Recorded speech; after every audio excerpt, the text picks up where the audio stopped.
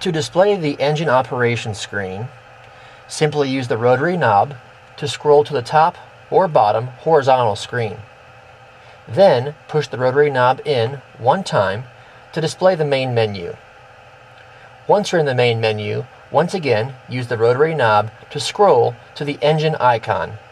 Then push in on the rotary knob one time to select the engine display screen.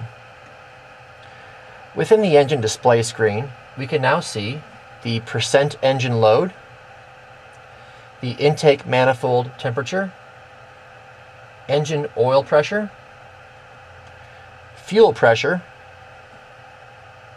intake manifold pressure, and coolant temperature.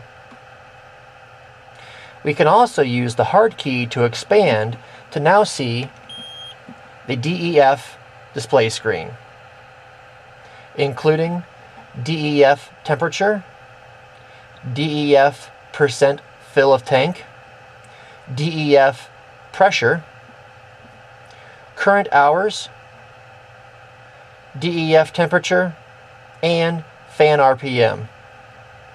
Once again, I can use the hard key to go back to the main engine display screen.